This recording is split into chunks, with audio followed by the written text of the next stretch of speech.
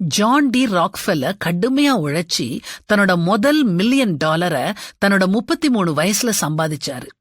ஒரு நிமிஷம் கூட வீணாக்காம தன்னோட 43 வயசுல உலகத்திலேயே முதல் பில்லியனரா ஆனாரு. அலோபீஷியான்னு ஒரு வியாதி அவருக்கு வந்தது. அவர் கண் இமையில உள்ள முடி, தலையில உள்ள முடியெல்லாம் கொட்ட ஆரம்பிச்சது. பணம் சம்பாதிக்கணுங்கிற வெறியில அவர் ஏழைகளை கசக்கி பிழிஞ்சாரு. நிறைய பேர் அவரை வெறுத்தாங்க. ஒரு கட்டத்துல அவர் பிஸ்கட்டும் பாலும் மட்டுமே சாப்பிடணுங்கிற நிலைமை வந்தது. அவருக்கு 53 வயதாகும் போது அவருடைய மரணச் செய்திய பத்திரிகை நிருபர்கள் எழுதி தயாரா வச்சிருந்தாங்க. ஒரு நாள் அவர் பிறருடைய நலனுக்காக தன்னோட பணத்தை செலவழிக்க முடிவெடுத்தாரு.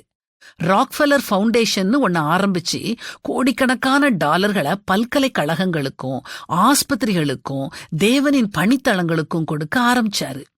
டிபி, மலேரியா, டிப்தீரியா போன்ற பல நோய்களுக்கு இவர் கொடுத்த பணத்தால தான் மருந்துகளை கண்டுபிடிச்சாங்க. அவர் 98 வயசு வரைக்கும் வாழ்ந்தாரு. கொடுங்கள், அப்பொழுது உங்களுக்கு கொடுக்கப்படும். அமுக்கி குலுக்கி சரிந்து விழும்படி நன்றாய் அளந்து உங்கள் மடியிலே போடுவார்கள். நீங்கள் எந்த அளவினால் அளக்கிறீர்களோ அந்த அளவினால் உங்களுக்கும் அளக்கப்படும் அப்படின்னு வேதத்திலையும் வாசிக்கிறோம்.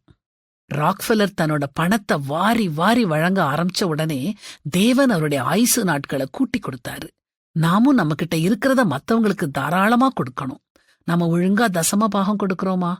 தேவ பணியாளர்களை ஆதரிக்கிறோமா? ஏழைகளுக்கு கொடுக்கறோமா? நன்கொடைகள் அனுப்புறோமா? குறையில்லாம தாராளமா மனசார கொடுக்க ஆரம்பியுங்க. கடவுள் உங்களுக்கு 100 திருப்பி கொடுப்பார்.